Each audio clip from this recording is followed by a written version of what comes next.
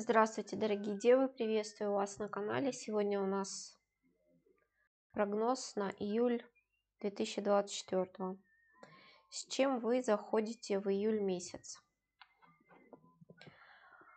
Девятка пентаклей и рыцарь пентаклей. Вы заходите в тех энергиях, которые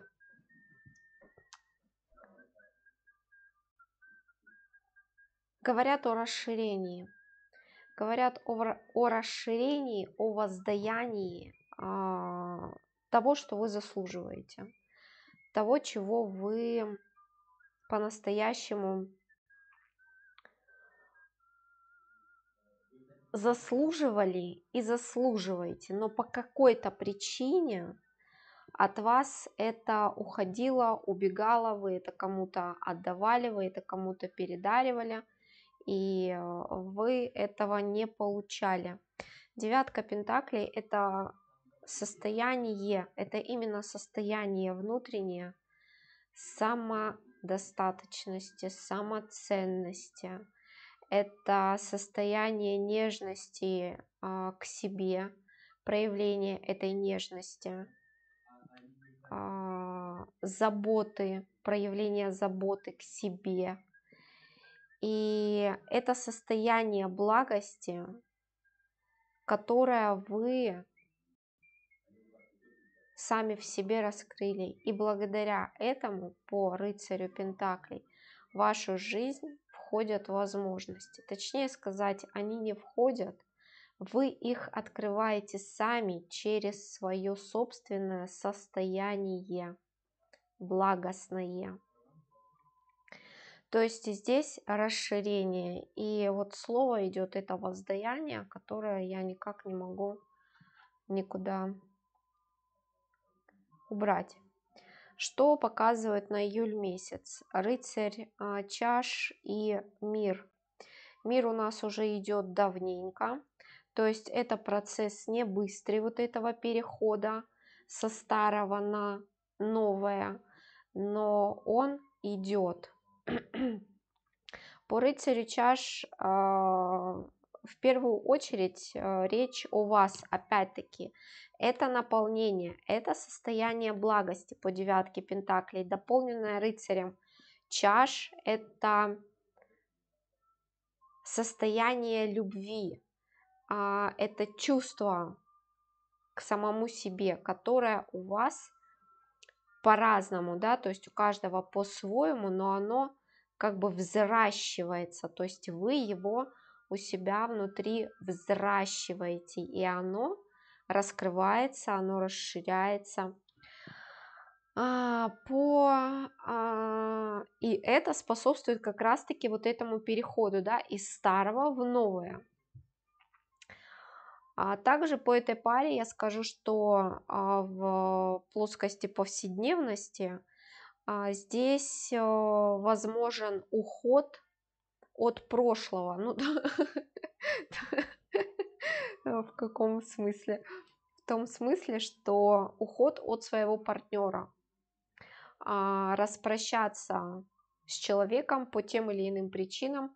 Здесь даже, кстати, может быть так, что человек от вас уходит, либо вы от человека отворачиваетесь, потому что здесь человек незрелый, человек не дотягивает до вас, не дотягивает до вас вообще ни в каком аспекте. И вы это остро ощущаете, то есть здесь некий разрыв происходит вашего состояния и состояния того человека, который находится рядом с вами. Либо здесь еще по рыцарю чаш может быть человек, который вас тянул каким-то образом, да, то есть этот человек не рядом с вами, но этот человек из прошлого. И какая-никакая, то воспоминание, то еще каким-то образом он всплывал у вас, да, здесь происходит разрыв, то есть вы оставляете в прошлом прошлое и четко себе это как бы осознаете и понимаете, что это все прошлое, и это нужно оставить. Вот к этой паре здесь показывают 7 чаш и 8 чаш. То есть здесь осознание неких фантазий, которые вполне возможно были связаны с этим партнером, с этим человеком, который у вас был, да, или может быть с совместным каким-то там житием, бытием, каким-то совместным планом, и здесь наступает швах этим, в общем-то, совместным планом в вашем сознании, то есть вы к этому приходите совершенно четко, что вам не по пути с этим человеком, что с этим человеком вы идете по разным вообще абсолютно дорогам, в разном направлении, у вас разные цели, у вас вообще все разное, это вообще не ваш человек, и вы это четко осознаете. И поэтому у вас происходит полное опустошение, то есть здесь происходит некий такой пересмотр того, чего вы хотели, куда вы шли, и насколько это актуально сейчас для вас. И это окажется, что это вообще не актуально для вас. Я попросила дополнительную карту, она здесь совершенно замечательная. Здесь показывают нам мага, то есть маг от слова чего? Могу, да, могущество. Так вот, это вы и есть. То есть у вас здесь происходит такая трансформация, когда вы понимаете, что я сам себе режиссер, я сам себе художник и творец, я сам себе, в общем-то, и сценарий пишу, и все придумываю, будет все так, как я хочу, но как бы с тем, что уже не актуально для меня сейчас, я с этим, в общем-то, готов прощаться, и это очень, то есть это настолько масштабный уровень роста, даже если вы не видите это глазами, а вы навряд ли это увидите глазами, вам необходимо осознать ваш уровень роста, потому что он колоссальный, то есть это на самом деле некий такой взлет. И осознать это в себе, эту перемену в себе, ощутить, осознать, прочувствовать, насколько она просто потрясающая, насколько она прекрасна, эта перемена внутри. Что еще они показывают? Кстати, здесь вполне возможно, что вот эта вот точка какая-то последняя, да, то есть вы же вообще по большому счету довольно-таки выносливые, да, и вот вам по капля, капля по капле, капля по капле капает, капает, пока вот эта последняя капля, она уже не переполняет чашу терпения, да, чашу дозволенного, и тогда уже все, кулаком по столу хватит. Так вот, вполне возможно, что здесь у вас будет некое переполнение. Что будет этому способствовать? Вполне возможно некий конфликт. Здесь вот говорится, да, что оно показывает, двойка мечей и туз чаш. То есть некий конфликт, который у вас, вот эта последняя капля, от которой вы просто закрываетесь к человеку, либо к людям, либо к тому обществу, в котором вы находитесь, и говорите себе все, ну то есть это уже точно все, это точка. Вы закрываетесь, и у вас происходит волшебная штука, у вас происходит расширение того источника, который вы в себе вот разгромождали и открывали. Это внутренний источник, это сердечная чакра, если хотите, но по нынешнему это сердечный центр, это мощный источник, который вы в себе откроете. То есть вам вдруг станет настолько легко в какой-то момент, вот знаете, как идет, я вам сейчас попробую описать это ощущение. Это вот в какой-то момент последняя капля настала, ты говоришь, все, стопе, хватит. И когда ты внутренне это отрезаешь, приходит такая внутренняя легкость, тепло, какие-то пузыречки, которые разливаются по всему телу, и тебя накрывает какая-то радость, вот прям радость и смех, легкий, не истерический, не там какой-то дурной, нет, а какой-то легкий смех, это вот некая такая радость, это как освобождение.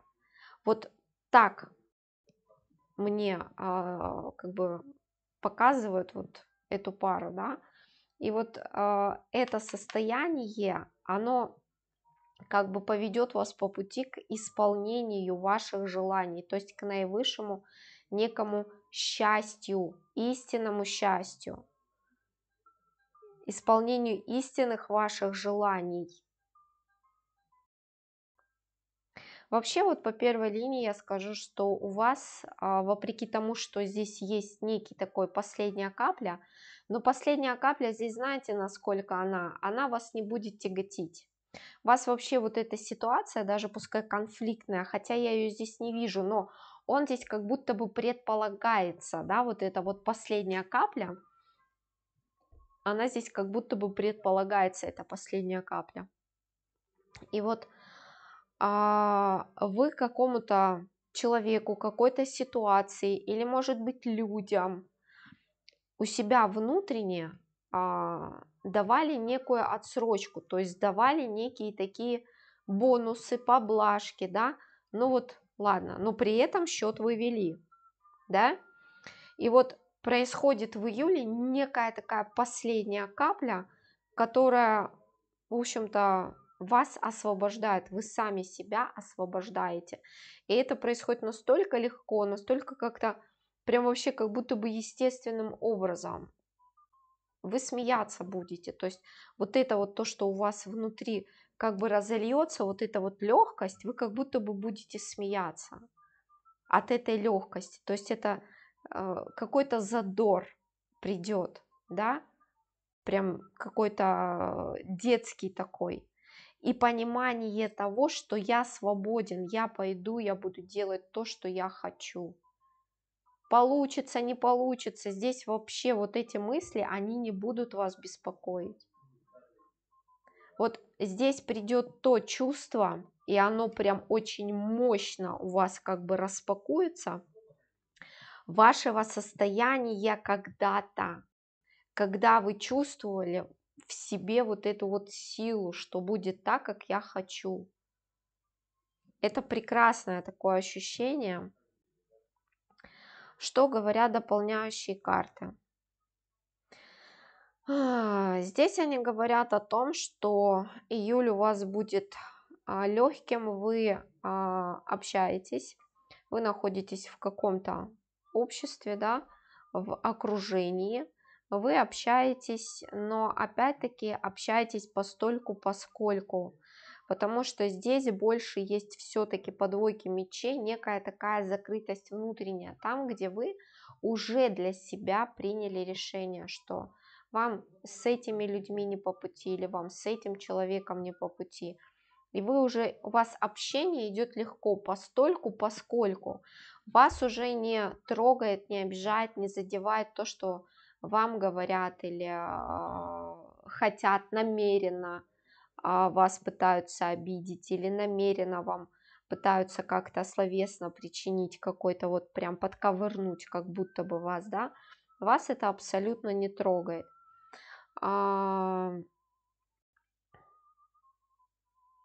У вас есть желание куда-то уехать или уйти, или переехать, или сменить место жительства, работы, да, оно у вас уже есть, то есть оно у вас уже созрело.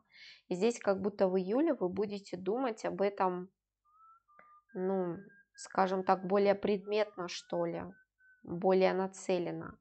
Но я хочу сказать, как бы вы нацеленно не думали, вы в этот как бы процесс сильно не углубляйтесь, потому что в любом случае у вас будет перемена, и по миру эта перемена, скорее всего, она и будет связана с переменой места жительства, с переменой места работы, места вашего окружения, обитания, да, но это будет то место, куда вы не ожидаете.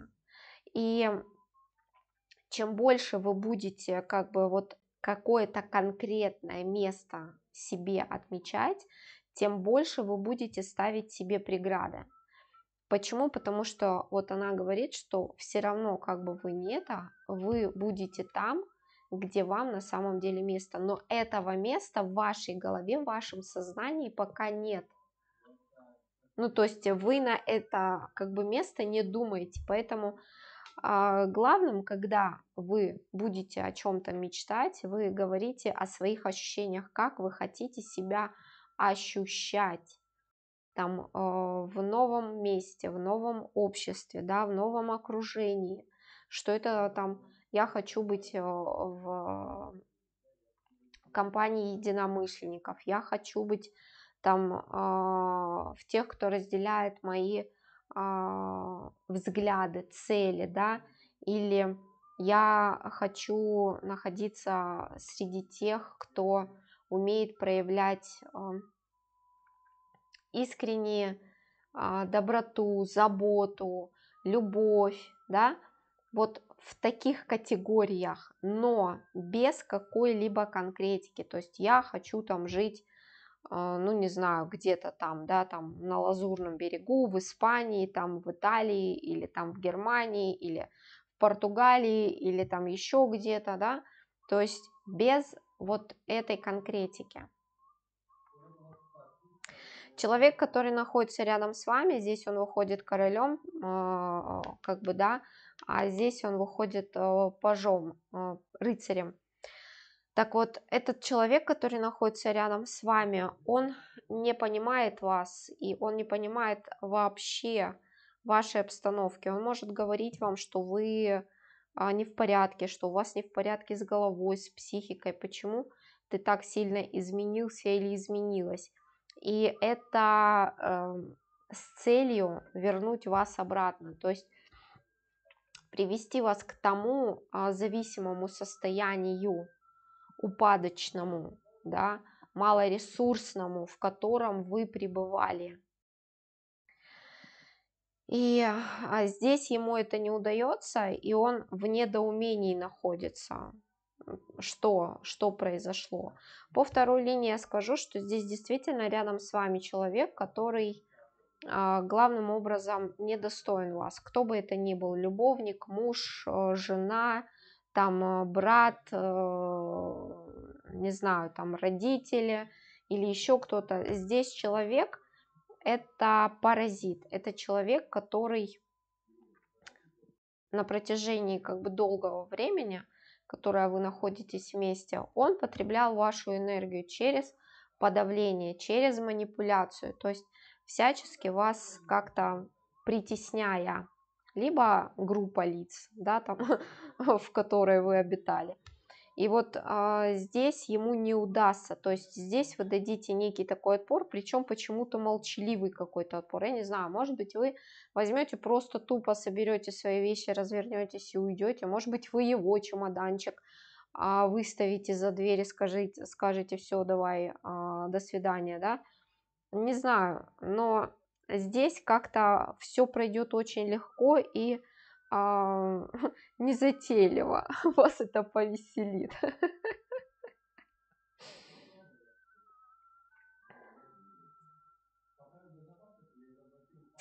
Вот все равно идет ощущение того, что вы как будто бы возьмете и упорхнете, да, то есть будет некий такой разговор. Причем я хочу сказать, что вот этот человек или вот это окружение, которое у вас есть, оно здесь будет вызывать некую подмогу. Может быть, к вам кто-то в гости придет, и здесь начнется некий такой разбор, как бы во всяком случае будет такой план, разобрать ваше поведение, разобрать ваши там увлечения, ваши взгляды, там решить, вы там сатанист, там этот, как его там, сектант, или просто у вас крыша поехала медбратьев вызывать. То есть здесь как бы будет такое, что вас надо как-то подвергнуть некому этому разбору, чтобы дать понять, что с тобой что-то не так. Но здесь все пойдет не по ихнему плану, здесь как будто бы вы очень хитро, очень смекалисто это все прочухаете, и, в общем-то, как-то очень легко выйдете из этой ситуации. Я же говорю, как будто упорхнете, и вас это так развеселит. То есть вы здесь дадите отпоры, и челюсти у этих или у этого человека, в общем-то, отвалится, и он еще долго как бы не сможет прийти в себя и обдумывать, а что это вообще было, что это получилось такое. То есть здесь очень интересно будет. В целом у вас июль довольно-таки легкий и приятный для вас. То есть это некие такие, какая-то точка, которая действительно вас освободит. Вы это почувствуете через ту искристую радость, которая вас переполнит. И выльется легким смехом, озорным. Что говорят в рекомендации? Вот здесь вот как бы все испито до дна. То есть все, этот процесс уже закончен. Здесь творческий процесс, творческое начало, которое будет помогать. А вообще это некое озорство, да, вот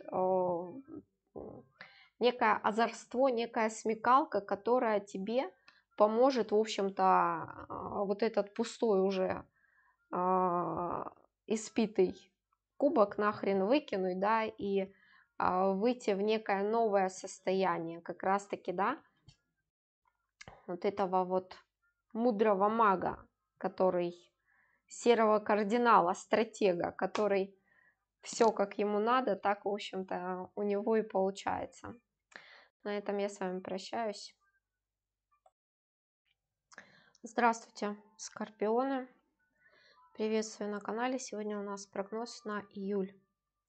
С чем вы заходите в июль? Семерка жезлов и сила. Это говорит о наполнении. Это говорит, что энергия силы вашей, она распаковалась. То есть вы ее распаковали, вы ее разгромоздили. Она у вас распаковалась, и по семерке жезлов она продолжает вас наполнять. То есть вы все больше ощущаете в себе некую силу. Это нечто новое, что делает, что вводит вас в состояние собственной могучести, собственного воплотить все то, что вы хотите. То есть это желание отстаивать. Даже это не то, чтобы отстаивать. Здесь чуть-чуть не так. Здесь больше на ощущении, на самоощущении того, что я могу. Я могу, и вот эта вот сила, она все больше вас распечатывается, она все больше вас наполняет, вас переполняет. И вы это четко ощущаете. То есть это очень кайфовое состояние, это выравнивание, это гармонизация, которая проходит в вас, и через эту гармонизацию происходит вот это вот выстраивание этого светового силового столба, да, этого волевого столба, там, где вы становитесь просто непоколебимым, монументальным, там, где есть вот какая-то подкорковая уверенность в том, что вот будет так, как я хочу, что я иду, что я делаю, и я приду туда, куда мне нужно. И с пути меня ничего как бы не собьет.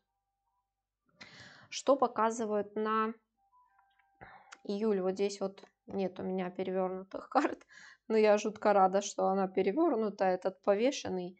Здесь четверка мечей повешенный. Это как будто бы вдруг тихим сапом выйти из вот этого застоя, да, по повешенному. То есть ничего не предвещает, ничего не предвещало. Оно как будто бы само собой так хоп и поскользило. Вроде бы я ничего не прикладывал, никаких усилий в таком спокойном безмятежном, умиротворенном состоянии выйти вот из этой застойной какой-то ситуации, которая, казалось, ну никогда не сдвинется с места, да, то есть пребывание вот в этом каком-то полузастывшем внешне состоянии, да, и здесь вроде бы ничего не прикладывая, вдруг как будто бы ты скользишь, или как будто бы тебя как бы скользят, да, вот в этом твоем умиротворенном спокойствии. Страшный суд и туз жезлов. Вот это как раз то, что начнет вас скользить. Это та энергия.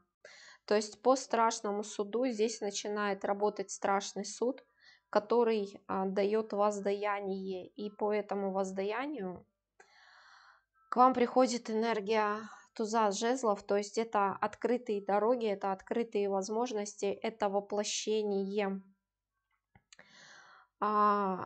желаемого, то есть это движение и это та сила, та энергия, которая, в общем-то, в физическом пространстве, она начинает и дает, в общем-то, некий старт. Как она проиграется? Здесь по дополнительной линии, да, здесь она также говорит, здесь какой-то неожиданный, в общем-то, выход. В чем и как он проиграется, этот неожиданный выход, он у каждого по-своему проиграется, но это определенное движение, потому что это движение, оно подтверждается вот этой парой, шестеркой мечей и магом. И ваше, как бы ваш статус, ваше вот это вот состояние, оно как бы подтверждается статусом мага, то есть это вы этого добились, это вы это сделали. Здесь получить заслуженное по страшному суду, получить заслуженные, но это начало вот этого скольжения у нас, по-моему, на июнь тоже было, но опять-таки у каждого по-своему. Но я скажу, здесь определенное движение именно во внешнем, оно четко видно и оно точно будет. Причем здесь будет настолько гармоничный вот этот вот какой-то выход, что вполне возможно, кто-то даже до конца и не сможет как бы осмыслить и осознать, как так получилось. Ну вот вдруг я был в точке А, и вдруг я уже нахожусь к подъезду в точку Б, да, то есть как это произошло? Вот оно как будто бы само собой, без истерик, без каких-то дополнительных движений, оно так хоп, и вроде бы как перенесло. Но на самом деле при этом скольжении, при этом начале движения вы будете находиться по четверке мечей в очень спокойном, уравновешенном, гармоничном состоянии. Здесь не будет каких-то эмоциональных качелей, здесь не будет каких-то выплесков странных, да, то есть это именно то состояние, которое создало вот это, да, то есть это как будто бы все сошлось в одном, вот в одной точке, да, все энергии, которые были необходимы, все ресурсы, которые были необходимы, и то состояние, которое необходимо, оно вот как будто бы в одной точке сошлось, и получился некий такой выход. Здесь по дополнительным картам я скажу, что определенно у кого-то в июле месяце нарисуется некое неожиданное, причем то, что вы себе не представляли, то, в чем вы себя как бы не видели, не думали. Это может быть предложение о работе. Опять-таки, здесь работа будет для вас совершенно неожиданная, но она будет так вам соответствовать. У вас может возникнуть как бы, да, некий такой запрос, и вы, может быть, там себе затылок почешете. Блин, а как вообще, как мне могли сделать такое предложение? Как? Я вообще и не думал, и даже никогда не рассматривал ни эту, как бы, может быть, должность, ни эту сферу, вообще не думал, не гадал, не ждал.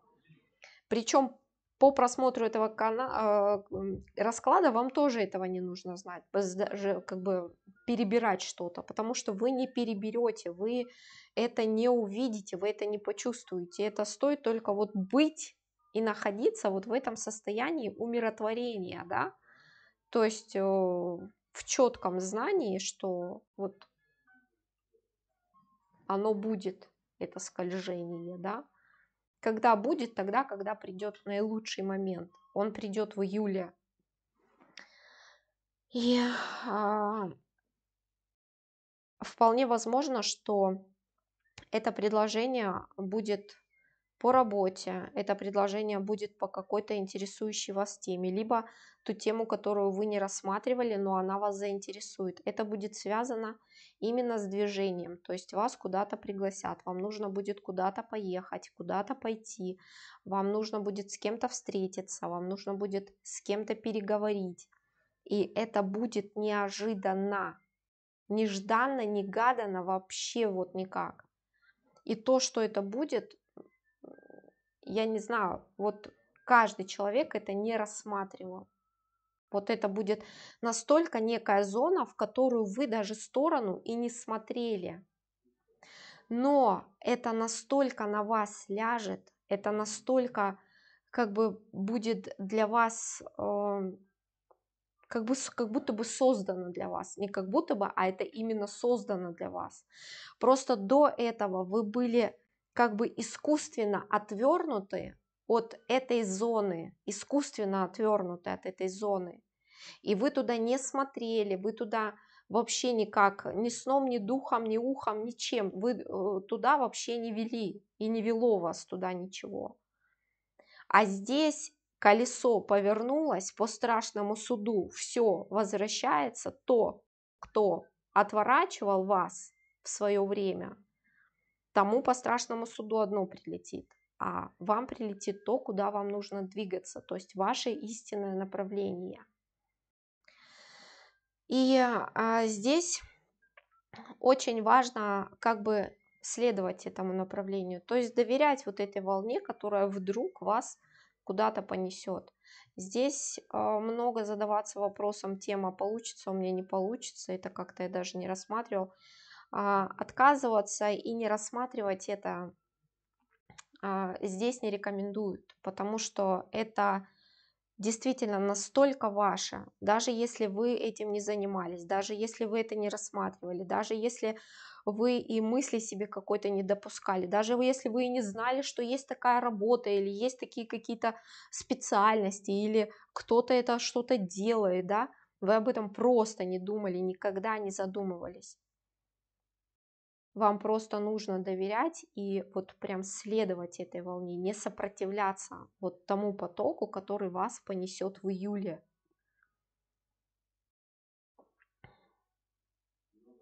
У вас будет новое знакомство. Новое знакомство. Здесь в вашу жизнь определенно зайдут новые люди. Во всяком случае, один очно, один может быть заочно. То есть здесь может быть как-то по-разному. Но эти люди, они вам покажутся настолько родными, настолько близкими. Вот прям даже с первых каких-то моментов встречи, не знаю, глазами, общением. То есть здесь все настолько покажется каким-то близким, родным, что вы будете удивляться. Здесь общение, оно как-то прям вот как и волна. Оно пойдет как будто бы само собой, как будто бы вы с этим человеком были знакомы 1000 лет. Это так и есть, да? Но об этом я расскажу в другом видео. И встретились, и вот у вас это общение, оно как ручеек течет. Настолько гармонично, настолько хорошо открыто, то есть нет никаких зажимов, нет никаких этих. И с этими людьми вам не захочется закрываться, вам не захочется защищаться. Если у вас будут какие-то там свои размышления там, или какие-то вопросы, вы будете открыто об этом говорить.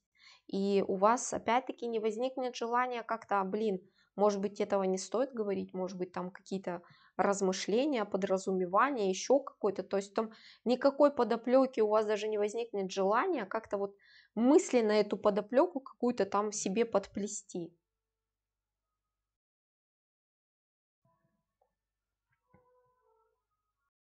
И вот в конце, я же говорю, у вас будет недоумение, как так получилось? Вдруг, бах, и вы в дамках. Я не знаю, что это значит, ну, как бы вдруг, и вы оказались совсем в другом месте, но в том месте, где вам очень хорошо, среди тех, где вам действительно хорошо. И вроде бы все новое, а с другой стороны, как будто бы и не новое, как будто бы это все ваше. А, У вас будет, как бы, знаете, здесь возникает человек, но опять-таки у кого как. Это человек, который искусственно вас отвернул. Это человек, который искусственно вам создал в вашей жизни препятствия.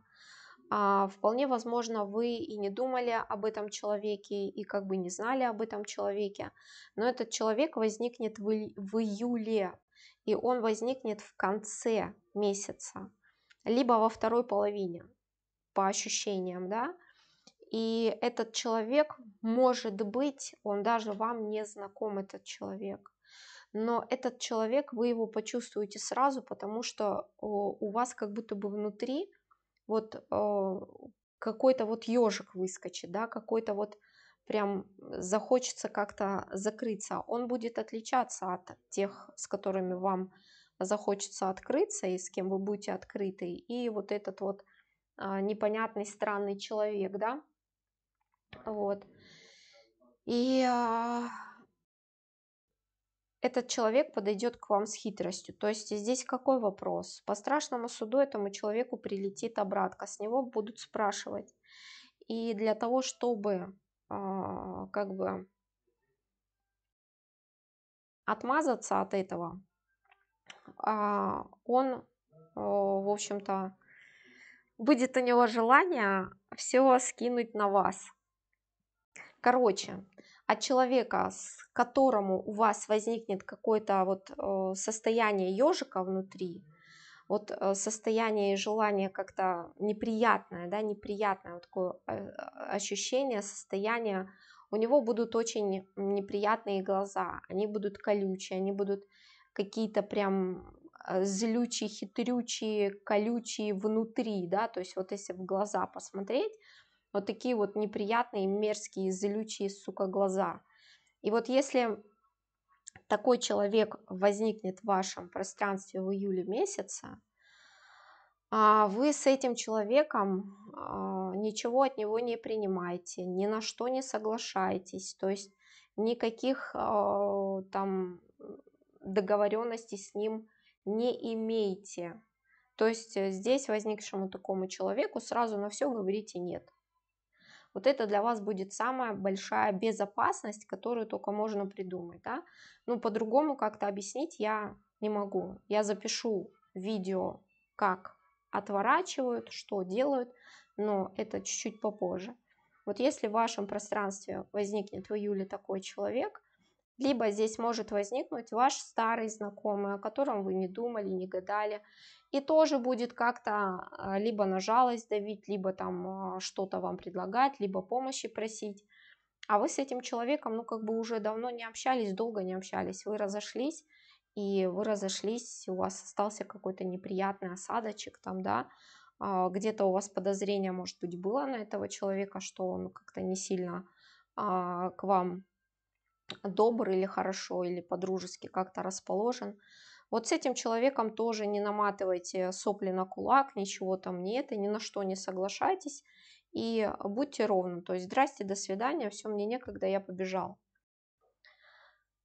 Потому что здесь по страшному суду будет лететь всем, и оно уже начало лететь всем, и оно будет только увеличиваться. И те сволочи, которые жили за счет честных, открытых людей, всеми правдами и неправдами будут стремиться и стараться как бы все повесить, опять-таки, на добрую волю тех самых добрых людей, за счет которых они все это время прекрасно жировали, жили и, в общем-то, не тужили.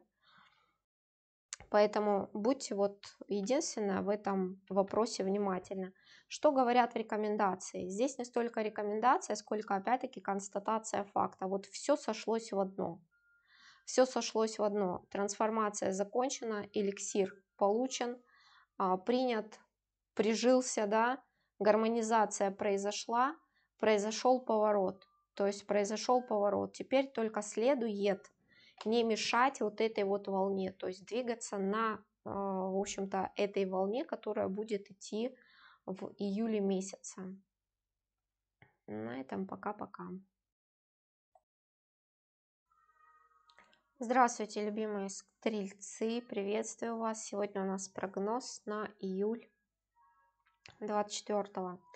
Это у нас, как в принципе и у большинства, продолжения июня. То есть все идет по плану. Все идет по плану. С чем мы заходим в июль месяц? Солнце и пятерка жезлов. То есть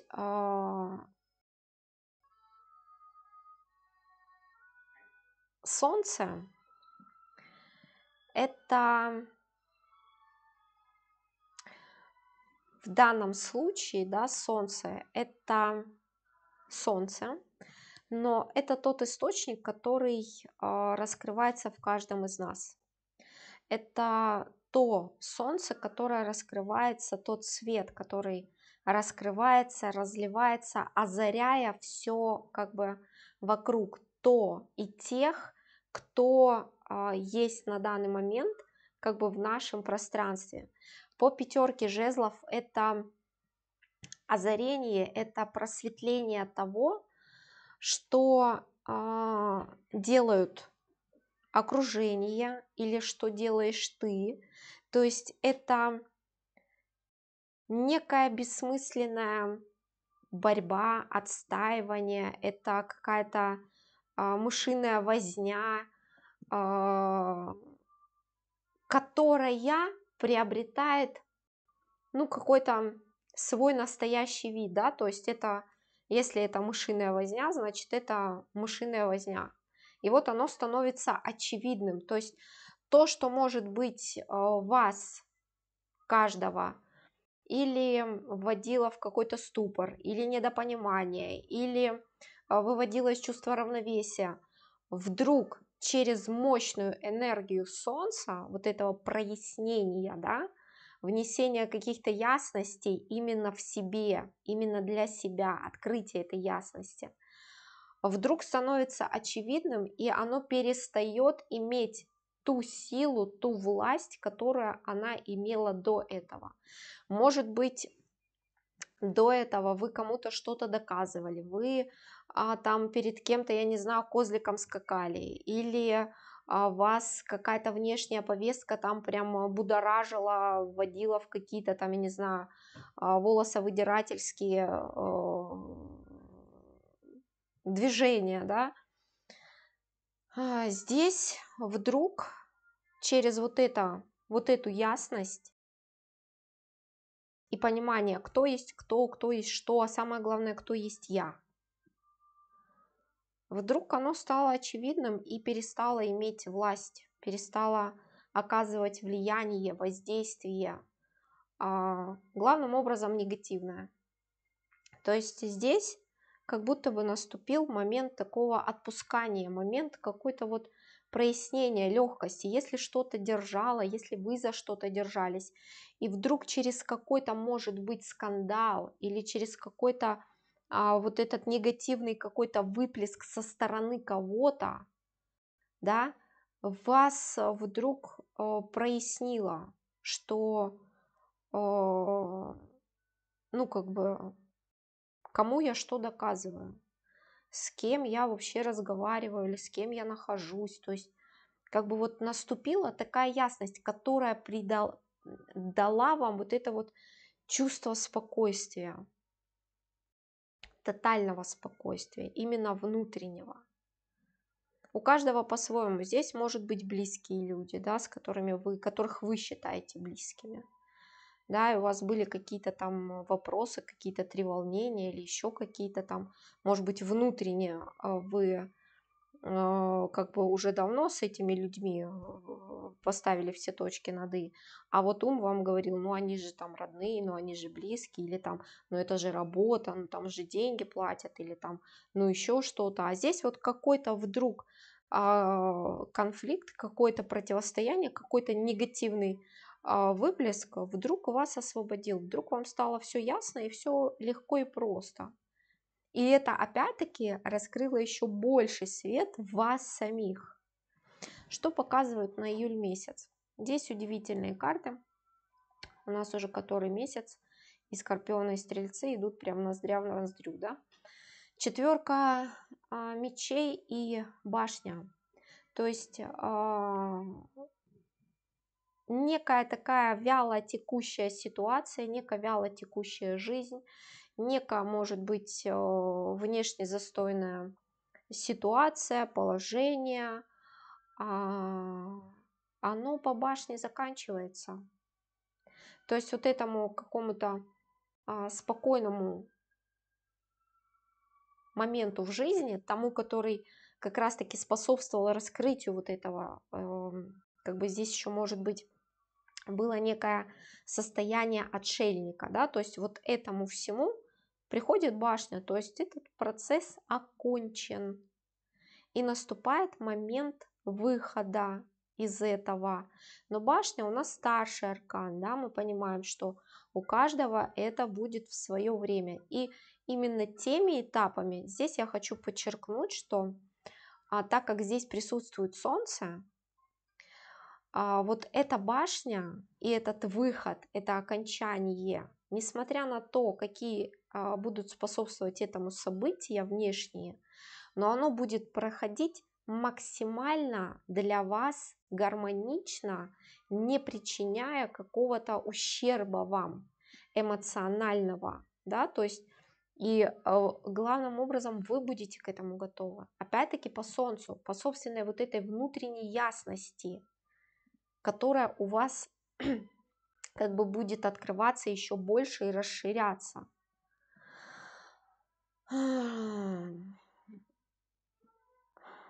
Рыцарь чаш и императрица. Вот эти два персонажа, которые не соответствуют вообще никак. То есть это разные люди. Это может опять-таки говорить как об окружении, в котором вы находитесь. Это коллеги, это работа, это родственнички, это мужья, жены, это еще там друзья, подруги. То есть здесь показана разность категорий. То есть здесь разные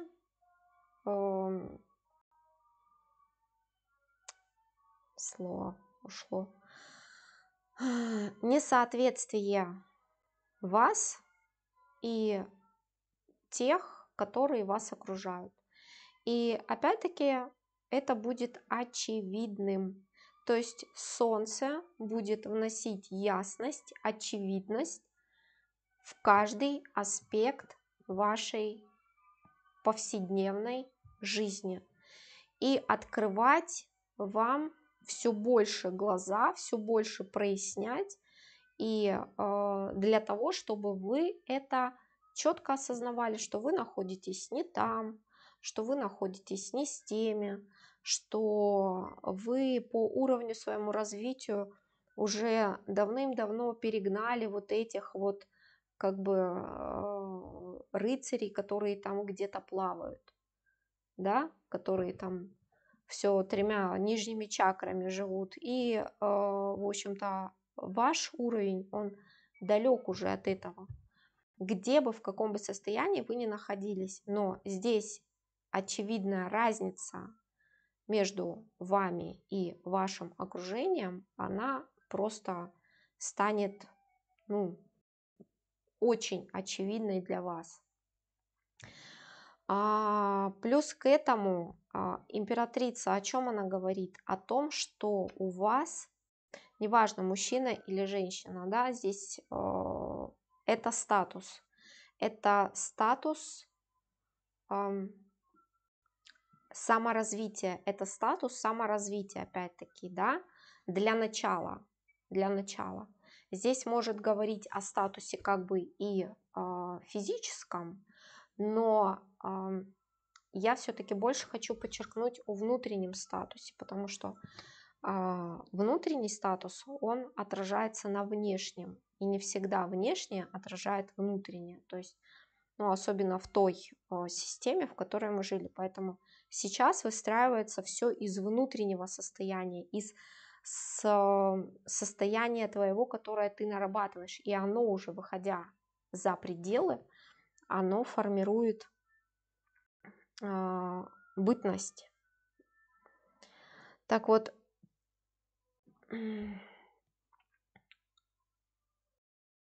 через солнце, через вот это вот осознание вы будете как бы повышать свое сознание какими-то семимильными шагами. И вот от этого ваша статусность энергетическая, она будет расти в июле, она вырастет. И она вырастет, и станет очевидным, что вы идете просто не с теми людьми находитесь, что у вас разные траектории движения, у вас разные цели, вы не находите соприкосновения с теми людьми, с теми, вы не понимаете, вы разговариваете на разных языках, вы не понимаете человека, который находится рядом с вами, а человек не понимает вас. Более того, он не понимает, как так произошло. Вдруг вы стали другим человеком, совсем другим человеком. Как так произошло? В какой момент это произошло? И здесь по дополняющим картам будут конфликтные ситуации какие-то с теми людьми, которые входят в ваше окружение. Но вот заходящие вот эти энергии, они вам просто, как бы у вас не возникнет желания конфликтовать, у вас не возникнет желания что-то объяснять, что-то рассказывать, потому что вы для себя уже все выяснили, вы для себя уже все как бы прояснили, вы для себя расставили уже точки. И тратить время на какие-то пустую вот эту вот болтовню у вас не будет желания, абсолютно не будет желания, и вы будете это пресекать. Еще по этой паре я скажу, что вполне возможно в июле месяце вдруг в вашем пространстве нарисуется человек из прошлого, да, по рыцарю чаш. Опять-таки по рыцарю это человек, который не дотягивает до вашего нынешнего статуса, и это станет очевидным. То есть здесь отпускание прошлого еще произойдет через вот это вот отсекание, да, как бы отречение от прошлого. То есть было и прошло, все, как бы. И вам это даст, опять-таки, некую легкость и лучшее понимание себя и тех процессов, которые с вами происходили. Маг и паж пентаклей. Эта пара говорит о том, что вы войдете в июле в свою силу. То есть здесь очень мощно силовых, мощных энергий, которые наполнят вас, ну, максимально, если вы готовы будете это принимать, если вы готовы будете как бы отрезать прошлое, то есть не будете сопротивляться этому процессу, и все больше раскрывать вот это вот свой внутренний волевой столб, то есть ту внутреннюю силу. И это будет раскрывать перед вами, то есть не это будет раскрывать перед вами, нет. Здесь, скорее всего, говорится по пажу Пентаклей о том, что вам станут доступны, то есть вы начнете видеть те возможности, те шансы, которые вам станут, опять-таки, через свое состояние доступны. Вполне возможно, кто-то из вас по этой паре в июле месяце решит или захочет, да, пойдет такой импульс мощный, как-то перестроить свою жизнь, как-то перестроить свою работу, заняться чем-то новым, сделать что-то новое. Но все-таки вот вся эта, да, линия, она говорит о том, что здесь больше будет направление, то есть нужно быть как бы послушным тем событиям и тому потоку, который будет идти, который уже идет и который будет продолжать идти, потому что все, что вы хотели, все те как бы закладки, наметки, которые желания, мечты, которые вы хотите воплотить, вы уже их как бы зарубили, вы уже зарубки эти сделали, то есть вы лекало построили. Теперь нужно дать возможность пространству это выполнить для вас наилучшим образом и не сопротивляться этому как бы потоку. Что говорят дополняющие карты? Ну вот они говорят о том, что здесь будет вполне возможно некий неприятный разговор, опять-таки на повышенных тонах, но вы здесь будете абсолютно спокойны, гармоничны. При этом человек, либо группа людей, да, то есть здесь у кого как, у кого один, у кого пара, захотят вас прям вывести из себя. Прям вот вы настолько бесите людей, которые находятся рядом с вами, что это, ну, сложно даже описать. Вот когда вы их не видите, у них вполне возможно у этих упоротых, там, я не знаю, кровавая пена идет изо рта, насколько вы вдруг начали бесить вот это вот тех, кто, в общем-то, находится с вами в прямом каком-то доступе, в прямом каком-то контакте. Может быть, здесь еще люди, которые не находятся с вами в прямом контакте, но вы все равно их бесите, потому что вообще, в принципе, вы их всегда бесили, а сейчас вы их бесите еще вдвойне. Вы-то должны были давным-давно уже там, не знаю, накрыться крышкой гроба, а вы до сих пор тут и еще вдруг с чего-то, не пойми с чего, цветете, пахнете и, в общем-то, пребываете в прекрасном душевном расположении. Так вот, здесь будет неприятно, вас будут пытаться вывести из равновесия, это не получится, и таким образом произойдет некая такая, знаете, как то, что будет направлено на вас, оно отскочит и вернется к тому, кто, в общем-то, это будет делать. Как это проиграется в повседневности? Вполне возможно, как бы довольно-таки плоско это может проиграться. Я говорю в энергетическом вопросе. То есть здесь будет желание вас несколько пристукнуть, несколько прибить, для того, чтобы сбить вот это ваше некое довольное, самодостаточное какое-то состояние, и, в общем-то, вернуть вас в прежнее больное, унылое, тихое, малоподвижное, в общем-то, состояние, да.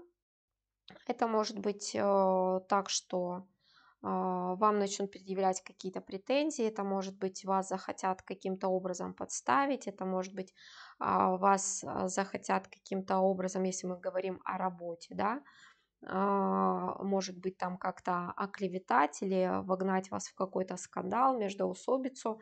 Здесь вообще выходят сплетни, да, то есть имейте в виду, что вполне возможно кого-то будут втягивать в сплетни, а между тем будет на записи диктофончик стоять, да, там для того, чтобы потом пойти и сказать: вот смотри, что тебе тут этот довольный товарищ или довольно самодовольная рассказывает, да. То есть доверяйте себе, потому что по солнцу, опять-таки, вы становитесь настолько светимым. Почему бесите окружение? Потому что вот этот свет внутренний, который вполне возможно вы не осознаете в себе сами. Но те паразиты, которые находятся в вашем поле, они это очень четко осознают. Их это бесит. И они его захотят как бы затушить, притушить, чтобы, в общем-то, было так, как было, а не так, как стало. И, в общем-то, будьте аккуратны, не вовлекайтесь и не позволяйте себя вовлекать. Хотя я здесь не вижу, что вы вовлечетесь. Нет, вам это уже станет неинтересным, потому что все станет очевидным. Все тут, как бы, такое ощущение, кто вас окружает, уже все стали очевидными для вас. Да, и все стало очевидным, кто есть кто, что есть что. И более того, отсутствие какого бы то ни было желания ввязываться с ними в какие-то разговоры, переговоры или там выяснение отношений. Но, тем не менее, предупрежден, вооружен. В конце месяца, ну, во всяком случае, во второй половине, да, месяца, неожиданное поступит вам предложение. То есть у вас здесь по дополнительным картам выступает некая скрытая дорога, да, то есть она вышла дополняющей. Вполне возможно, что в самом как бы июле этой дороги не случится, но здесь она как будто бы предполагается. Может быть, здесь будет предложение, но таким образом, что у вас случится некая дорога с июля в август, да, то есть или в августе. Но здесь у вас идет некое такое предложение. Еще у кого-то это будут неожиданные бонусы, у кого-то неожиданное может быть наследство, у кого-то неожиданное какое-то повышение, именно неожиданное. И опять-таки здесь над чем-то думать, о чем-то там перебирать, что-то как-то у вас не получится, потому что здесь что-то будет нежданно-негаданно. Но очень интересно, вот она скрытая, да, все то, что я перечислила, она скрытая, потому что перед этим стоит как будто бы вот этот урок, он дублируется с прошлым, либо с настоящим человеком, который находится рядом с вами. Насколько вы готовы отпустить прошлое, насколько вы готовы перешагнуть и пойти дальше. Насколько вот вы готовы отпустить либо свои страхи, либо освободить себя от этого человека. То есть здесь сначала идет некий урок, да, либо какая-то легкая проверочка, а дальше уже выходит вот эта вот возможность открытая, неожиданно. Это, ну, не знаю, здесь как будто бы вообще пространство возьмет и чемодан с сокровищами вам перед вами поставит. Но опять-таки это идет после некой такой проверки. Вообще в целом июль это как будто бы вот очевидность, какая-то очевидность, да, которая будет для вас раскрываться. И это будет давать вам легкость и внутреннюю свободу, как бы освобождать вас. Именно освобождать от умственных каких-то долговых обязательств, кому вы что должны. Вот вы считали, что вы там должны заботиться о том-то, вы должны там тому-то.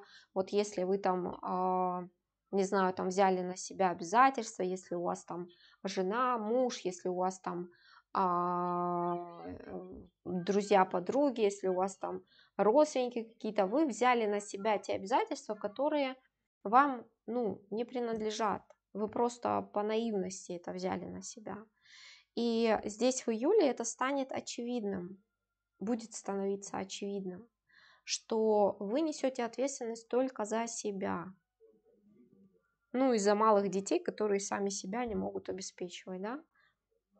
Все. Все остальные люди, взрослые, которые они несут ответственность, каждый за себя, выбирают и живут, делают так, как считают нужным, то, что они хотят, и живут так, как они хотят. Вот здесь вот как-то будет становиться легко и очевидно. И опять-таки это состояние, вот мне все время хочется сказать, что это состояние детства или это состояние юности. Это до того, как начала вот эта вот житуха молотить, колотить и переворачивать все. И ты изменился. Вот это вот, потому что оно идет как некое знакомое, да, состояние, то есть вы будете это ощущать как некое давно забытое состояние, вот это состояние легкости, состояние свободы. Но это вы через свою ясность отпускаете себя на свободу. Что тут говорят в рекомендациях? Ну, опять-таки, это не рекомендация, это констатация. То есть здесь свет мудрости, он будет давать вам силу, просветляя, высветляя всю вот эту вот паразитскую, паучью какую-то клоаку, которая вас окружает, в которой вы, в общем-то, пребывали какое-то время. На этом я с вами прощаюсь. Пока-пока.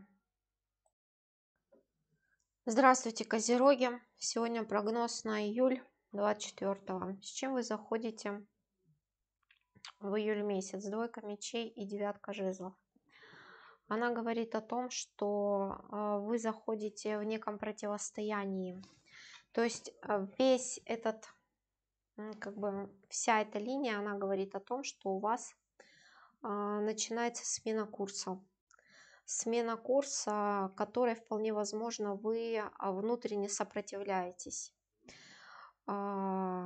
И от чего-то вы отстраняетесь. Здесь может быть у кого как.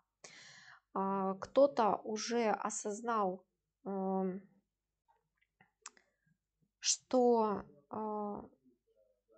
начался какой-то новый процесс, который требует какого-то нового направления, который требует какого-то нового подхода, нового разумения, да, нового восприятия. Кто-то этому процессу сопротивляется, кто-то... То есть здесь идет некая внутренняя перестройка. Чем меньше вы будете противиться этому своему внутреннему, то есть это живет в вас, это об этом вы чувствуете подтверждение из внешнего пространства, через людей, через какие-то события. И вас эта перестройка, она как будто бы напрягает, кого-то пугает, и у вас срабатывает естественный как бы инстинкт, вы желаете закрыться от этого, закрыться, отстраниться и уйти, то есть как бы вы чувствуете некую перемену, которая уже произошла, но еще не случилась в физическом пространстве. И вот это вот ощущение, оно у вас повышает тревогу, вы хотите от этого отстраниться. Но так или иначе это произойдет.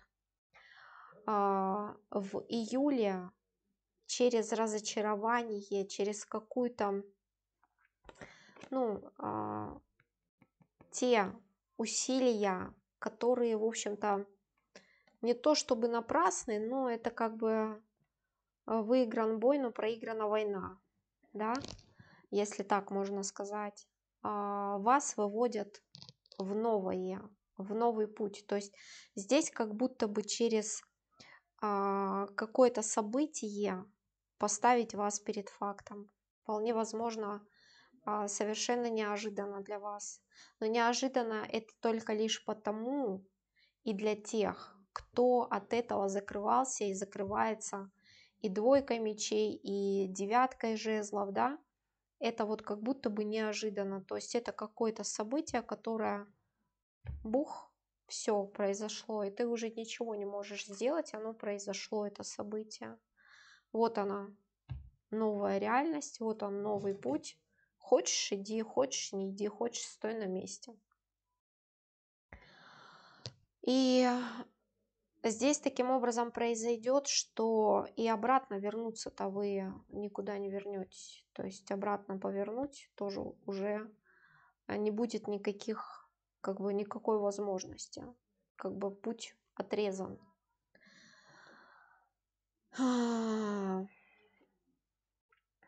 Четверка чаш и рыцарь жезлов. Вот жезлы здесь возникают для того, чтобы дать вам импульса, дать вам того необходимого потенциала для движения, для начала движения. Но по какой-то причине вы будете как бы или не чувствовать его, или он у вас будет как будто бы в холостую как-то циркулировать в вас. Потому что здесь осознание происходящего, произошедшего во внешнем, да, в повседневности, оно будет идти впереди, а вы с осознаванием вот этого происходящего будете отставать. И это по четверке чаш будет вводить вас в некую апатию, в некое замешательство, в некий ступор, в котором вы как будто бы не будете видеть выхода. То есть здесь будет процесс осмысления, непонимания, как вообще и что, почему так произошло. Ну, интересно, что это за события такие.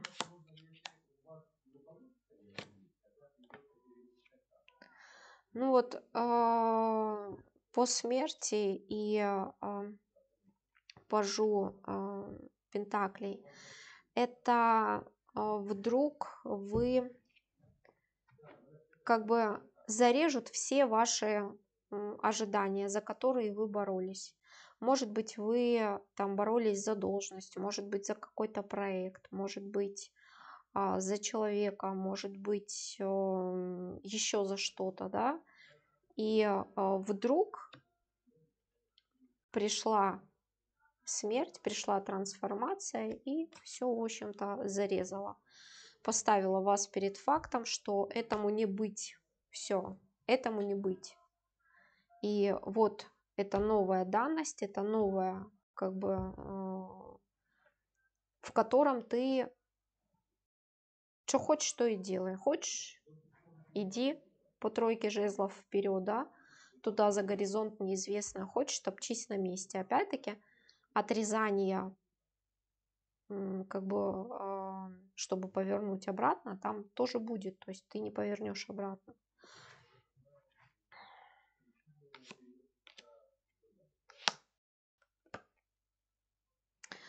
Вот здесь они дополняют по семерке пентаклей и императору. Они говорят о том, что вас ведет в ступор то, что вы считали каким-то незыблемым, то, что вы считали как некой данностью, которая просто, ну вот, железобетонная, ее никак не изменить. Она тоже вдруг исчезнет. То есть здесь то, что вы считали незыблемым, то, что вы считали как бы вот настолько оно стабильное, настолько оно все, в общем-то, у вас везде все схвачено, что это приведет вас в растерянность. Но опять-таки ключами являются жезлы, ключами является энергия огня, которая пришла к вам не случайно. Вам нужно перестроиться, вам нужно воспользоваться этим ключом, этой энергией огня. И вот прям хочется сказать, какому-то дураку, да, включить и идти вперед. Вот они объясняют, зачем это все произошло и будет происходить. Колесо судьбы и влюбленные. Для того, чтобы изменить вашу жизнь, для того, чтобы внести в нее гармонию, сгармонизировать вас. Потому что вы пребываете или пребывали в неких иллюзиях, которые уже не актуальны. Все уже изменилось, поменялось, а вы вот как будто бы застряли и не желаете этого как бы принимать. Девятка пентаклей на эту пару, да, дополнительная, это новое восприятие себя самого. То есть вы недостаточно, я бы сказала, себя цените, недостаточно себя любите или как-то искаженно себя вообще воспринимаете. Вот для этого придут некие события в вашу жизнь, которые, в общем-то, будут способствовать вот этому перевороту в вашей жизни. И опять-таки это независимо от вашего желания. То есть это пришла та энергия, тот, в общем-то, молот, который это все делает. И я скажу, что вот на эти события здесь нет ни одного старшего аркана, здесь нет ни одной мощной энергии.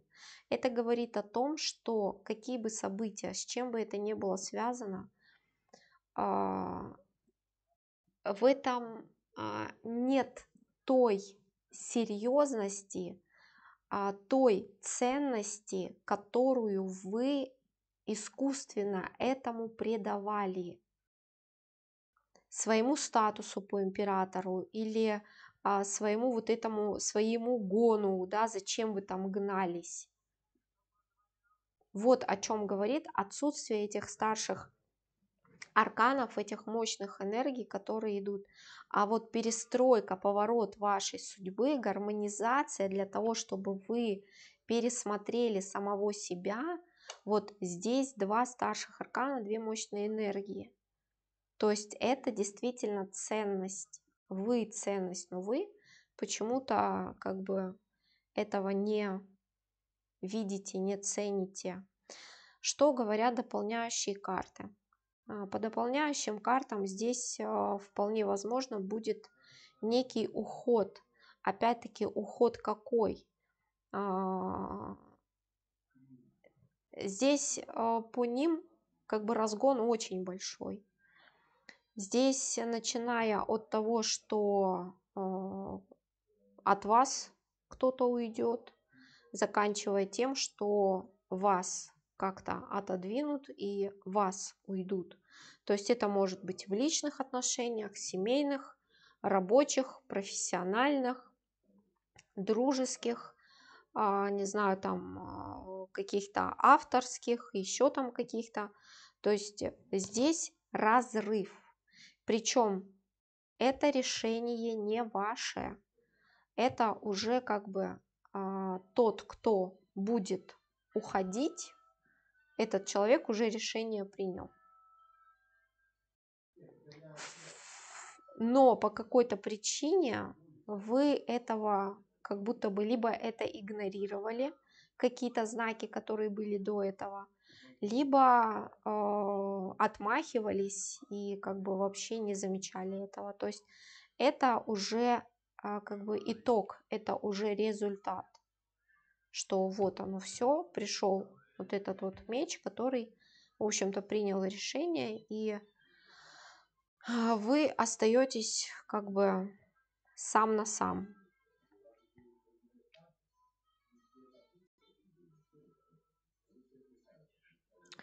Кто-то поставит вас перед фактом, что он либо уходит, либо уезжает, либо как бы закрывает что-то, да. И опять-таки с вами здесь никто дискуссии вести не будет. Здесь нет никаких дискуссий, а может быть мы там подумаем, а может быть мы там как-то пересмотрим, а может быть там еще что-то. Нет, здесь уже как бы есть некая такая конкретика, что это уже все. Ты как бы делай то, что считаешь нужным, я делаю то, что я считаю нужным. Все. Других как бы здесь разговоров нет. Будет у вас некое замешательство, вы попытаетесь как-то это все выровнять, но это перемалывание какого-то вот пустого. Это ничего не изменит. Здесь вам только принять так, как оно есть, и опять-таки воспользоваться той энергией огня, которая идет вам в помощь, которая идет, то есть воспользоваться своим внутренним потенциалом, дополняющий и усиленной, которая будет стихии огня, то есть творческим потенциалом, вполне возможно где-то неким праведным гневом, возможно где-то некой упертостью, некой озлобленностью и, в общем-то, принять ситуацию как данность и, в общем-то, по дураку шагать вперед. Что говорят в рекомендациях? Ну вот опять-таки здесь то, что некая вода лилась на мельницу впустую, да, то, что здесь есть некие подменные ценности, которыми вы были увлечены, вовлечены и не заметили все самого главного. И обретение некой мудрости, либо раскрытие какой-то мудрости через события, которые, в общем-то, будут происходить с вами в июле месяце. На этом прощаюсь. Здравствуйте, Водолеи. На июль прогноз. С чем вы заходите в июль месяц? Прекрасные энергии, мощные. Это страшный суд и солнце.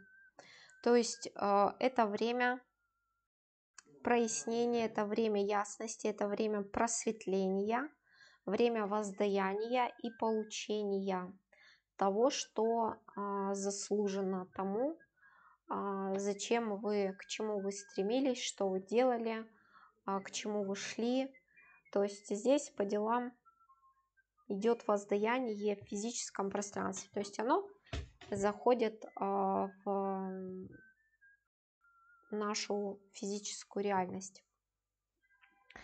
Что показывают они на июль? Восьмерка пентаклей и король чаш.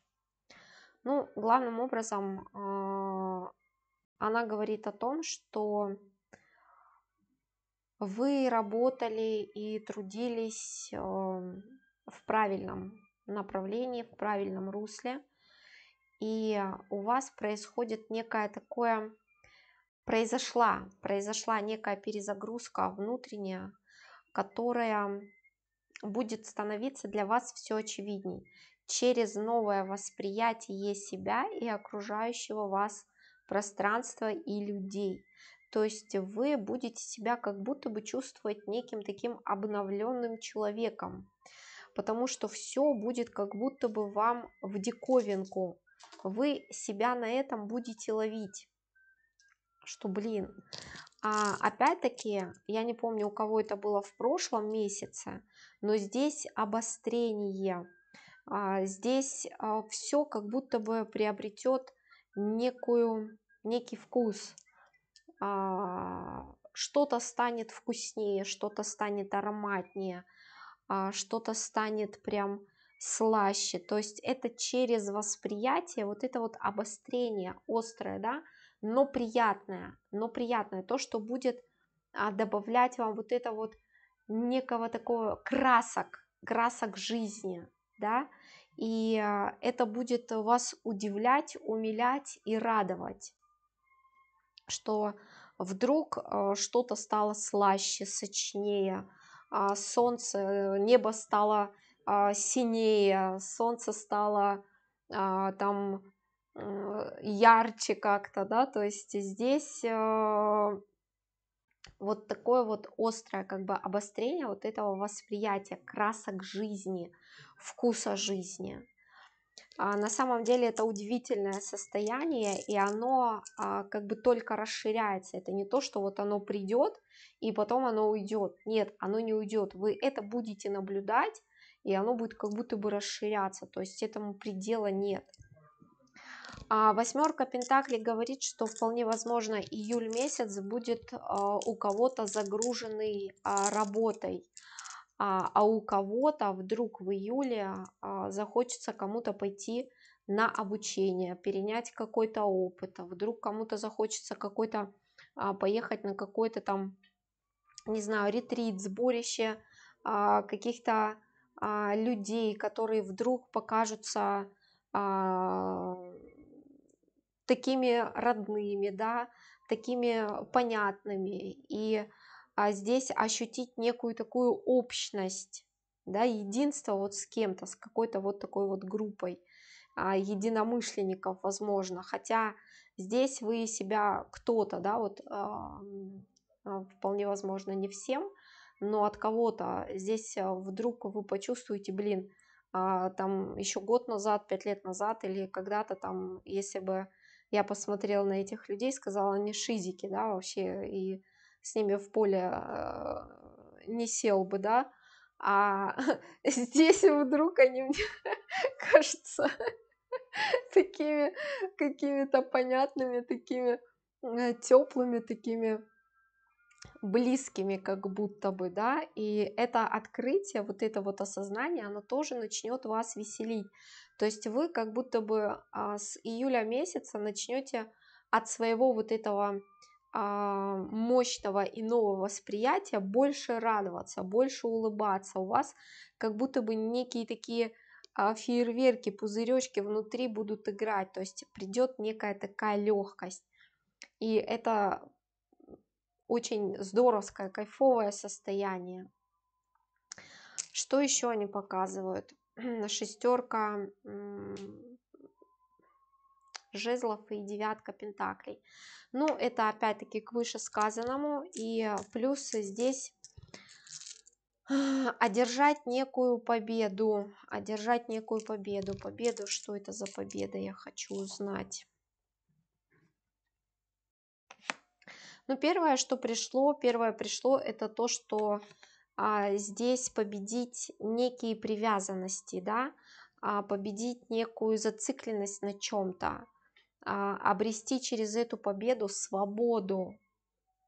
Ну, вполне возможно, что кто-то изменил свой образ жизни, и вот эта перемена придет как бы легкость от этого, то есть вас перестанет тяготить, ну, может быть, вы там рацион себе поменяли, жизни, питание, может быть, там вы перестали там, не знаю, отказались от какой-то привычки, которая вас тяготила, да, вот здесь вот победа и девятка пентаклей — это новое какое-то, знаете, освобождение и гордость за себя, это вот некая такая радость за себя, что я это сделал, да.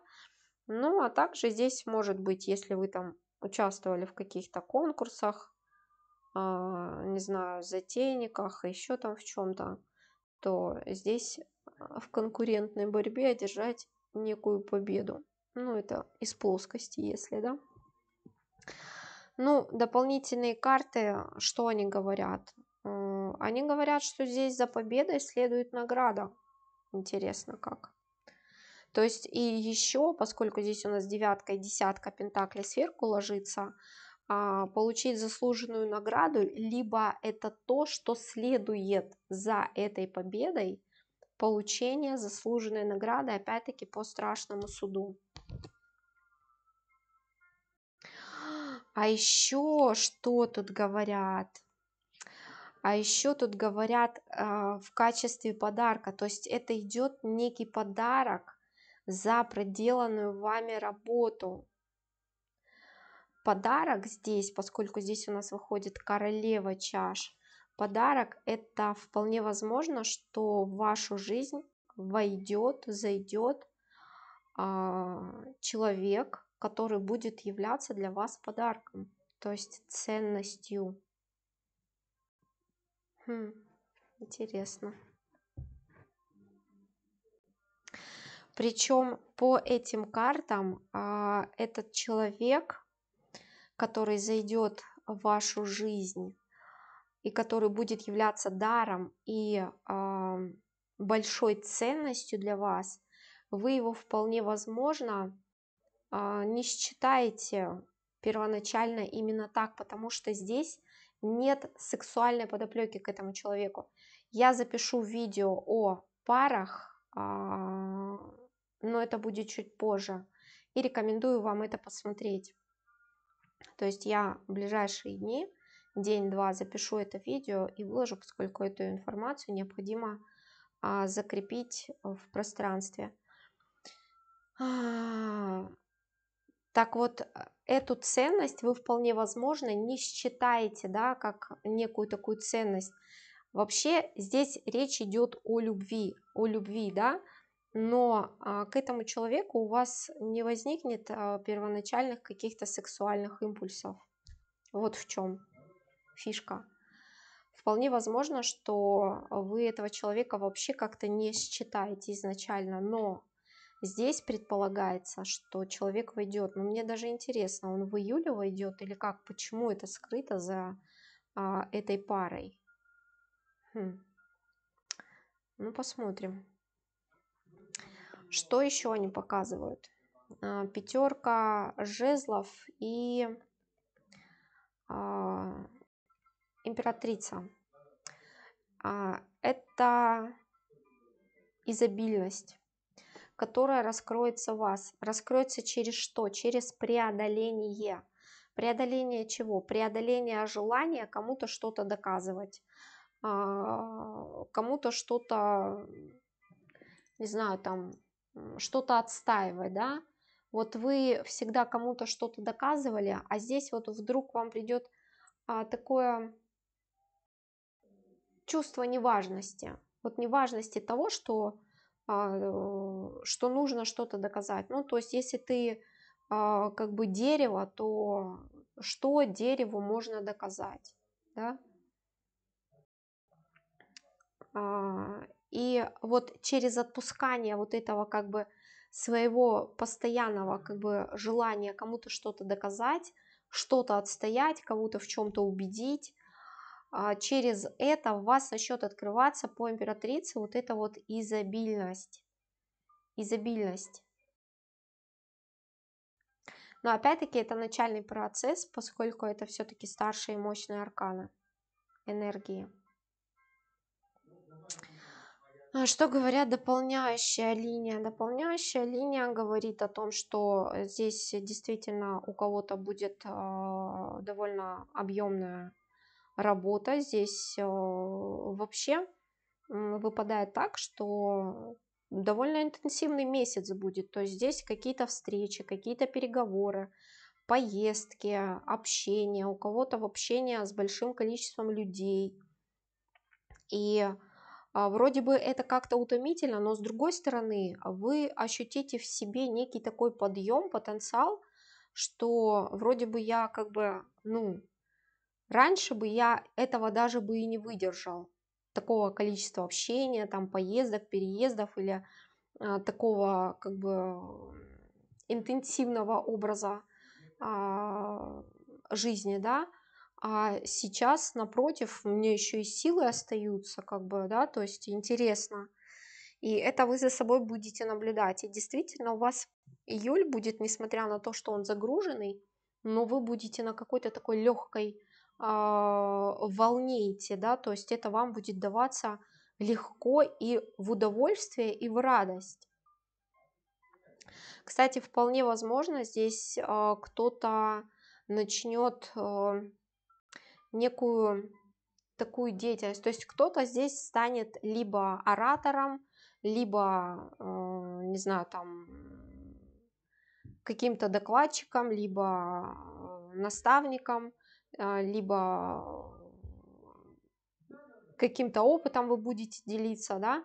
То есть здесь кто-то встанет вот на такую позицию, и вам это будет нравиться. Но здесь в любом случае, какая бы деятельность ни была и какая бы загруженность ни была, все равно вам это будет идти в радость, удовольствие, и вы будете удивляться, что у вас еще и энергии есть, то есть вы бы и еще могли дальше продолжать это делать, да.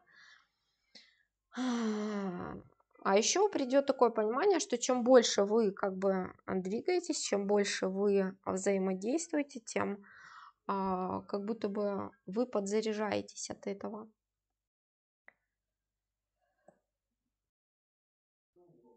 Какое-то уведомление придет, что это, о чем это.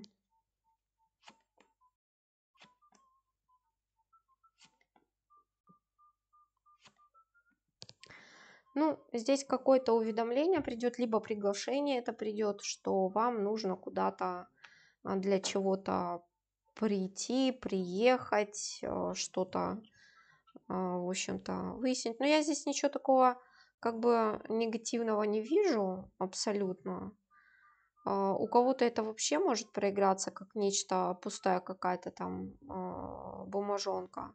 Ну, у кого-то это может быть там простая, как это сказать, формальность, да, какая-то такая. Ну, кому-то приглашение на какое-то мероприятие придет такое уведомление. Что говорят здесь в рекомендациях?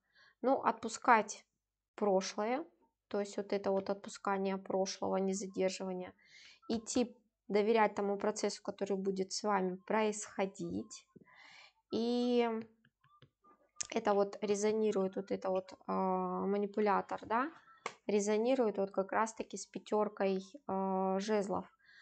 Здесь, в общем-то, не вовлекаться в эти манипуляции, потому что раз показывают эту персону, значит, будет лицо, либо группа лиц, которая захочет вас вовлечь в некие споры, в некие разъяснения. Ну, давай нам расскажи, ну, давай нам покажи, ну, давай нам там объясни. То есть это будет именно вот с таким посылом. Это не то, что там вы доклад делаете или делитесь своим опытом, в общем-то, здесь будет какая-то такая ситуация, которую вы сразу вычлените, потому что это будет вот с таким негативным посылом. То есть, а ну-ка, давай нам тут расскажи. Или давай нам докажи. Или а что это вот так вот. То есть это будет с неким таким вызовом, что вы считаете сразу. Здесь просто как бы нужно перестать, ребят, если вы там интересуетесь, или девчат, то посмотрите, поищите, как бы, что я вам тут. Все оно есть, все оно доступно. Пожалуйста, изучайте тему. То есть будьте мудрее, будьте выше и не позволяйте себя вовлекать в манипуляции. На этом я с вами прощаюсь. Пока-пока. Здравствуйте, дорогие рыбы. Сегодня у нас прогноз на июль. С чем вы заходите в июль месяц? Королева чаши, десятка мечей. Кто-то заходит в месяц либо неся за собой из прошлого, и это как бы воспоминание, оно вдруг возникло, да, что вас предал некий человек, то есть сделал вам больно. И вот в какой-то момент оно у вас всплыло, и вот с этим вы заходите в этот месяц. Либо это происходит как бы вот оно в настоящем, и вы некое предательство человека. Здесь может быть как бы муж и жена, здесь может быть, там, я не знаю, родственники, здесь могут быть коллеги, здесь могут быть друзья, подруги. И вы вот с этим вот заходите как бы в этот. Вы считаете, что вас, в общем-то, предали. И вот с этой какой-то болью, с этой тяжестью вы как будто бы заходите в месяц. Либо это состояние прошлого, которое вдруг у вас, в общем-то, возникло. Да, вы с ним заходите. Причем здесь очень интересно, июль первое, что показывает, это восьмерка жезлов и маг.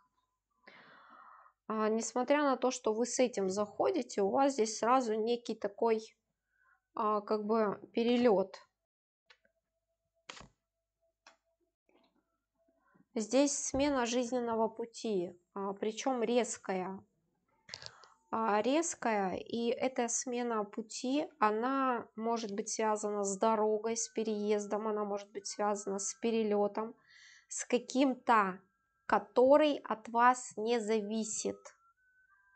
Вот что интересно, то есть это некая такая данность, которая от вас не зависит. Это не вы собрали чемодан, вдруг и решили все бросить и уехать. Нет, здесь как будто бы либо вас вызывают, да, то есть это некий такой постановка перед фактом. То есть здесь как будто бы независимо от вас образуется такая скоростная некая ситуация, которая меняет всю вашу, в общем-то, повседневную жизнь. Опять-таки по рыцарю мечей как-то очень резко, быстро и нежданно-негаданно. Нежданно-негаданно для вас.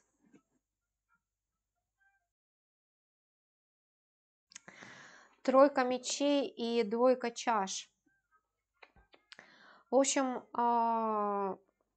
июль для вас это некие горки, да, это вот такие вот эмоциональные какие-то взлеты, и здесь вы будете очень сильно эмоционировать, потому что тройка мечей, опять-таки, она дублирует десятку мечей, здесь некое предательство, здесь некая ситуация, которую вы очень остро воспримете как предательство, да, и это разрушит ваше вот это вот чувство некого равновесия. Опять-таки, что это за ситуация и что это за предательство, от кого оно будет исходить, здесь у каждого по-своему. Вопрос здесь в том, что чересчур вы будете эмоционировать. И скорее всего здесь все все хочет сказать о том, чтобы вы не принимали все очень остро. Я бы так сказала. Все настолько остро, потому что здесь вы прям такое ощущение, как будто жизнь закончилась, как будто бы все, в общем-то, пропало, все как-то изменилось, хотя это не так. Вот здесь вот у нас Луна и Рыцарь жезлов.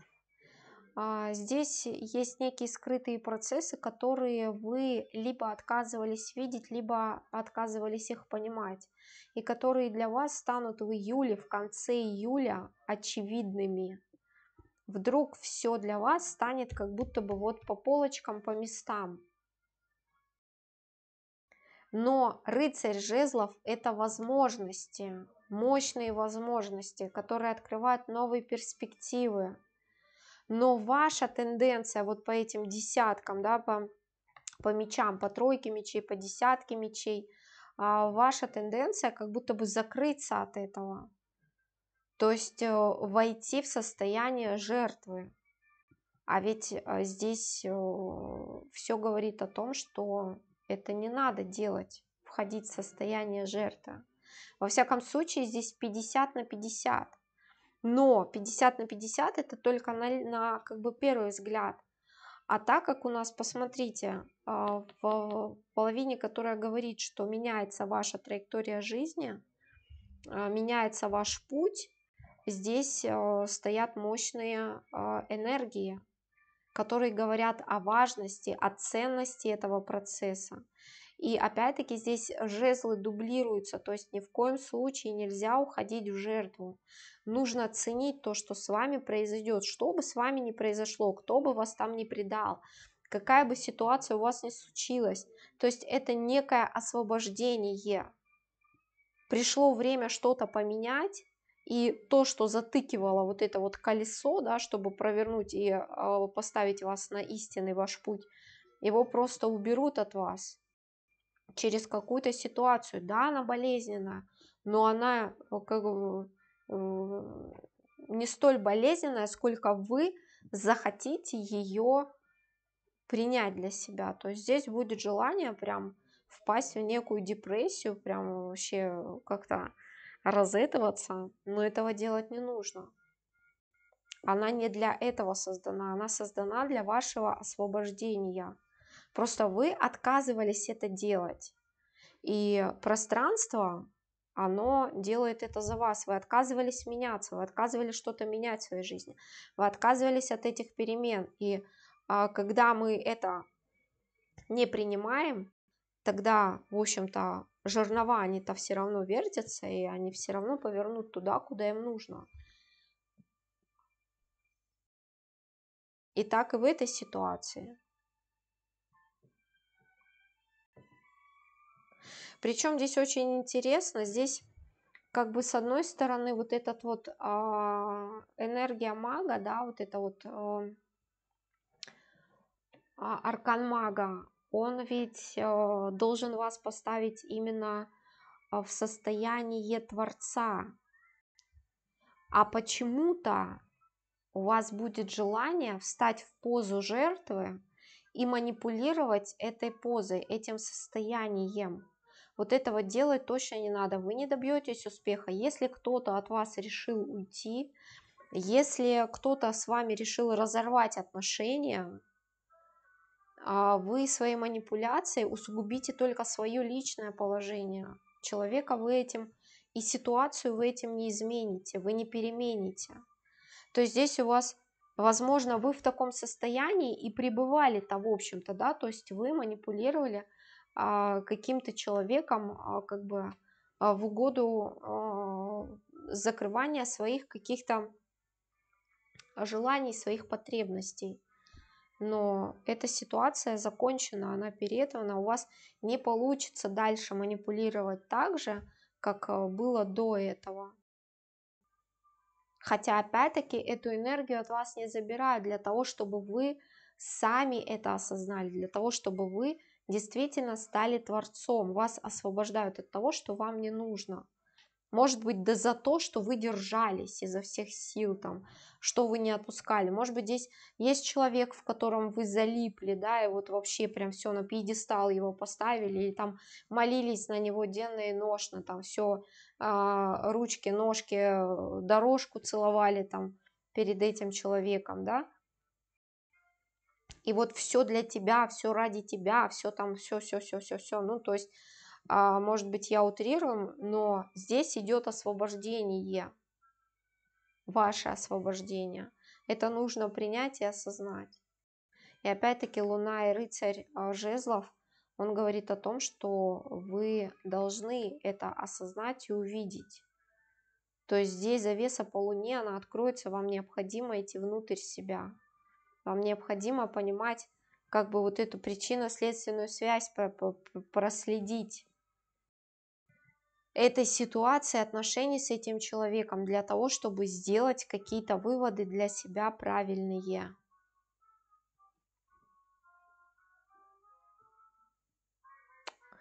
Ну, в эмоциональном плане, опять-таки, я скажу, даже по второй линии здесь будет у вас какое-то тяжелое состояние, и мне как бы не хочется заострять на этом внимание, мне больше хочется сказать, что не цепляйтесь вы ни за кого, то есть за кого или за что бы вы не цеплялись, и это уходит, отпустите, не надо за это цепляться, или за кого-то цепляться, уходит, пусть уходит. Вам просто необходимо сделать некий анализ и провести у себя ревизию, то есть вынести из этого для себя полезный, ценный урок. Почему это так произошло, и так больше не делать. А что было? Вот была некая манипуляция с вашей стороны.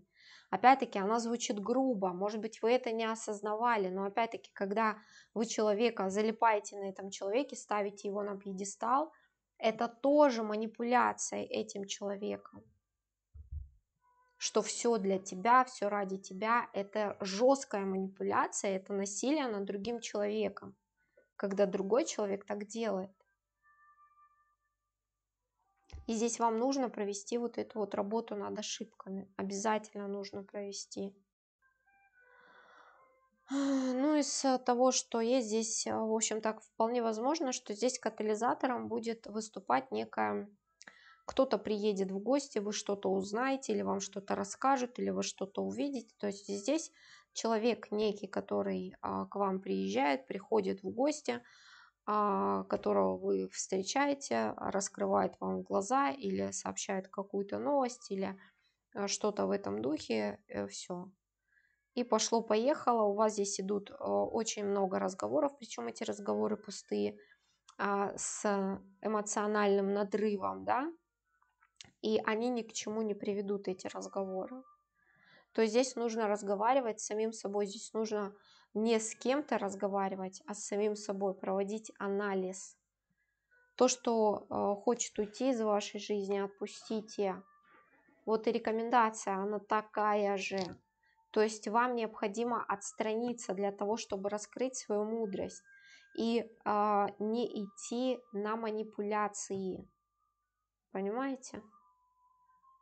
Хотя вот мне подсказывают, да, здесь может быть другая ситуация, здесь может быть противоположная ситуация, здесь может быть кто-то вами манипулирует, да, здесь может быть противоположная ситуация, и если это происходит манипуляция с вами в вашу сторону, то здесь опять-таки необходимо сделать выводы и спросить себя, а готов ли я вот, в общем-то, так жить, что меня там постоянно пугают, я там от тебя уйду, или я там себе вены вскрою, или я там сброшусь, или я там еще что-то сделаю, да.